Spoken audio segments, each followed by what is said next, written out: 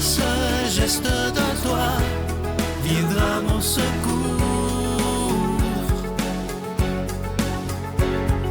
Viens semer dans mon âme le grain de l'amour. Je traverse un désert et je meurs de soif. Montre-moi le mystère qui garde la foi. Bonjour, bienvenue à votre émission La Victoire de l'amour en ce mardi 21 mars. J'espère que vous allez bien chez vous. On rejoint tout de suite, comme à tous les mardis, notre ami William Baudouin pour sa chronique. Et à l'homélie, ce sera l'abbé David Vincent.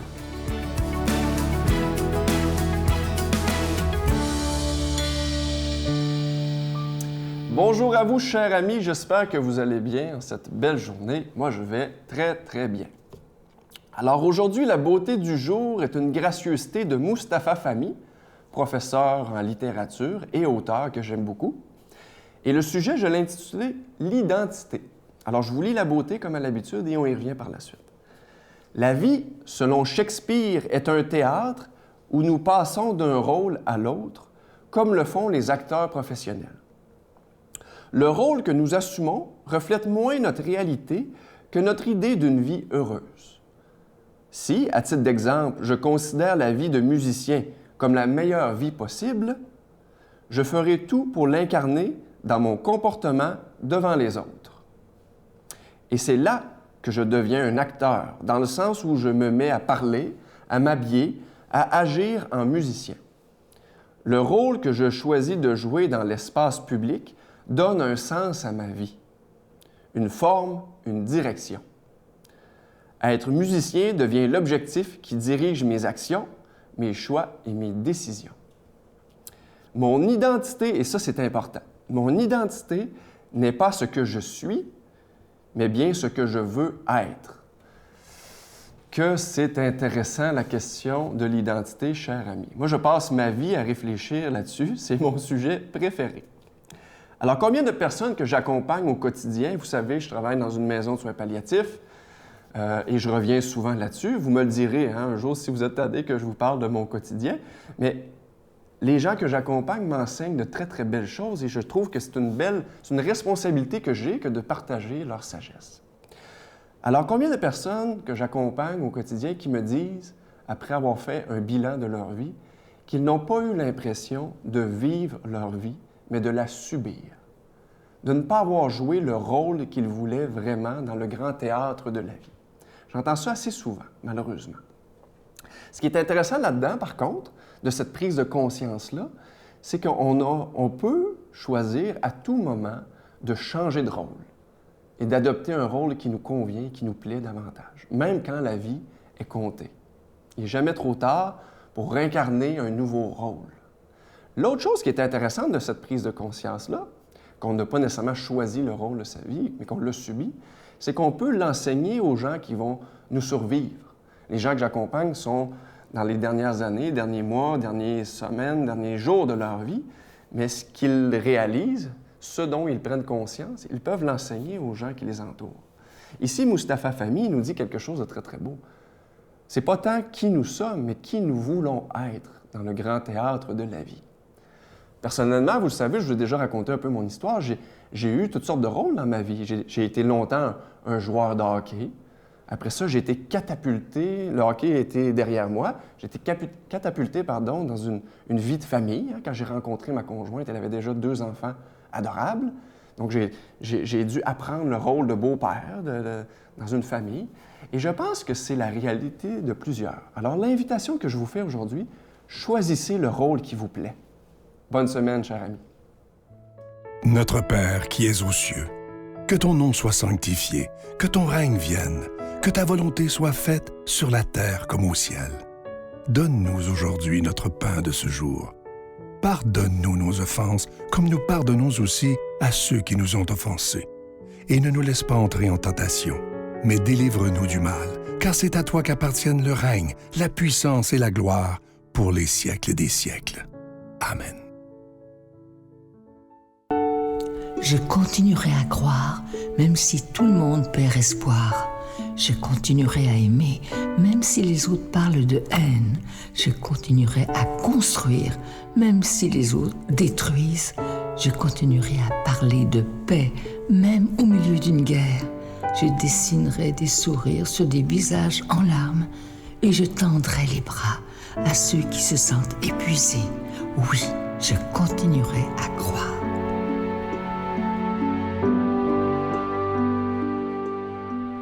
Encore une fois, vous le savez, nous sommes en plein carême et comme à chaque année, depuis très longtemps déjà, la Victoire de l'amour vous propose, vous suggère de donner un don, mais sans rien attendre en retour, en disant au Seigneur, « Seigneur, je te donne ce don-là afin que ta parole soit annoncée. » Je sais qu'on nous parle d'inflation, de récession et tout ça, mais moi, je suis convaincu que tous ensemble, comme une grande famille depuis 28 ans, nous allons pouvoir passer à travers cette tempête et continuer d'annoncer la parole de Dieu sur l'ensemble du réseau TVA et sur Internet également. Je vous donne l'adresse postale en vous disant merci de tout cœur de votre don spécial du Carême 2023. La Victoire de l'amour, case postale 120, succursale Boucherville à Boucherville, le J4B 5E6, je vous la redonne. La Victoire de l'amour, case postale 120, succursale Boucherville à Boucherville, le J4B 5E6.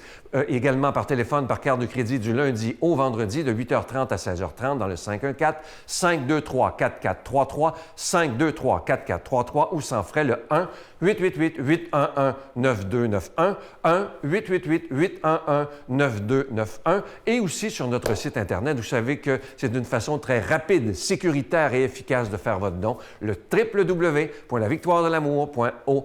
Je veux prendre le temps de vous dire merci de tout mon cœur de faire votre don tout à fait spécial du Carême en attendant rien en retour. Et moi, je suis convaincu que le Seigneur vous le rendra au centuple. C'est pas moi qui le dis, c'est sa promesse à lui. Alors merci de tout cœur de votre don spécial du Carême 2023.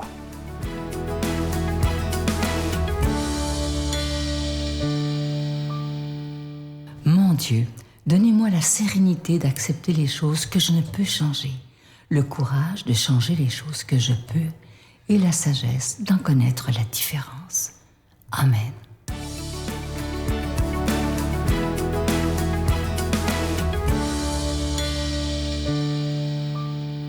Accueillons la bonne nouvelle pour nous aujourd'hui.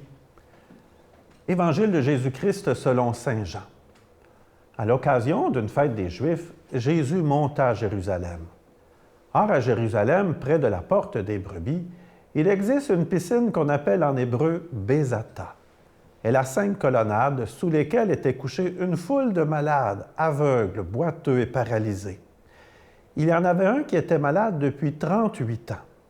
Jésus, le voyant couché là et apprenant qu'il était dans cet état depuis si longtemps, lui dit « Est-ce que tu veux retrouver la santé? » Le malade lui répondit « Seigneur, je n'ai personne pour me plonger dans la piscine au moment où l'eau bouillonne, et pendant que j'y vais, un autre descend avant moi. » Jésus lui dit « Lève-toi, prends ton brancard et marche. » Et aussitôt, l'homme retrouva la santé. Il prit son brancard, il marchait. Or, ce jour-là était un jour de sabbat.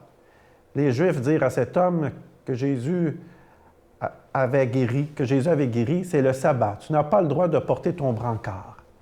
Il leur répliqua, celui qui m'a rendu la santé, c'est lui qui m'a dit, prends-le et marche. Mais celui qui avait été guéri ne le savait pas. En effet, Jésus s'était éloigné, car il y avait foule à cet endroit. Plus tard, Jésus le retrouva dans le temple et lui dit, te voilà en bonne santé. Ne pêche plus, il pourrait t'arriver pire encore. L'homme partit annoncer aux Juifs que c'était Jésus qui lui avait rendu la santé. Et les Juifs se mirent à poursuivre Jésus parce qu'il avait fait cela le jour du sabbat. Acclamons la parole de Dieu. Louange à toi, Seigneur Jésus. Lorsque je célèbre le sacrement du baptême avec des familles, souvent vers la fin de la célébration, je vais demander à la famille qui accompagne l'enfant et tous leurs invités quels souhaits ils aimeraient exprimer à l'enfant, nous qui sommes regroupés autour de lui en cet événement spécial. Et très souvent, j'oserais dire quasiment à 98% du temps, le souhait de la santé pour l'enfant est souvent nommé en premier. On souhaite la santé pour cet enfant et souvent, je vais même continuer en disant bien sûr la santé du corps et la santé du cœur.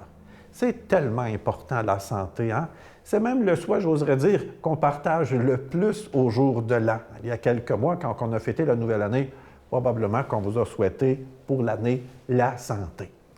Même que quand on y pense comme il faut, si je posais la question à quelqu'un qui est malade, veux-tu retrouver la santé? Ça me surprendrait bien gros que quelqu'un me réponde non. Quand on est malade, que l'on souffre, on souhaite toujours, évidemment, retrouver la santé, retrouver l'intégrité de notre corps, se sentir bien. Bien, aujourd'hui, j'oserais nous affirmer que c'est un peu nous qui sommes sur le bord de la piscine de Bézata, un peu comme ce malade. Peut-être qu'on n'est pas paralysé, qu'on n'est pas aveugle ou qu'on n'est pas boiteux non plus, mais bien souvent, nous avons des blessures intérieures dans notre vie.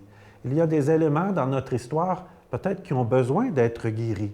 Peut-être que nous avons besoin d'être guéris d'une peur, d'une angoisse particulière, d'une peine d'amour, de l'ennui, de la honte ou d'une dépendance. Oui, le Seigneur est attentif à ce que nous vivons, à nos blessures. Et Jésus lui-même le dit à une autre partie de l'Évangile, « Il n'est pas venu pour les bien portants, mais pour tous ceux et celles qui ont besoin de lui. » Aujourd'hui, qu'est-ce que tu veux présenter au Seigneur? Qu'est-ce que tu veux lui demander qu'il vienne guérir en toi? Bien sûr, ça peut être une souffrance physique, mais plus souvent qu'autrement, la souffrance que nous avons dans le cœur fait pas mal également, et elle peut nous suivre longtemps. Qu'est-ce que j'ai le goût de présenter au Seigneur, de lui dire qu'il vienne guérir en moi? Important de lui présenter. La réponse de Jésus à la personne qui est malade sur le bord de la piscine est quand même un peu surprenante. Jésus lui dit, « Lève-toi, prends ton brancard et marche. » C'est toute une manière de guérir, hein? C'est quand même assez particulier. Quand j'entends cette parole de Jésus, j'ai un peu comme l'impression, comme s'il me disait à moi, après lui avoir exprimé ma souffrance, « Ben, je t'ai vu, je t'ai entendu, je te connais aussi. Maintenant, arrête de te regarder le nombril, lève le regard, regarde en avant, puis avance avec espérance, puis tu vas voir, tu vas être guéri. » Comme si c'est dans le fond, en me détournant de moi-même, de mes petits problèmes, que Jésus peut m'aider. D'une certaine manière, Jésus veut nous donner une dose de confiance, un vaccin qui donne l'espérance, une vitamine de courage, une prescription d'amour. C'est avec tout cela, dans le fond, que je peux me relever dans la vie. Découvrir, dans le fond, que le Seigneur, il me veut debout, vivant, plein de vie, fier, libre d'une certaine manière. C'est ce que Jésus souhaite pour chacune et chacun de nous, et c'est ce qui fait qu'il est toujours attentif profondément à ce que nous vivons. Oui, demandons aujourd'hui particulièrement au Seigneur de nous guérir. Au nom du Père, du Fils et du Saint-Esprit. Amen. Je vous salue Marie, pleine de grâce. Le Seigneur est avec vous. Vous êtes bénie entre toutes les femmes, et Jésus, le fruit de vos entrailles, est béni. Sainte Marie, Mère de Dieu, priez pour nous pécheurs, maintenant et à l'heure de notre mort. Amen.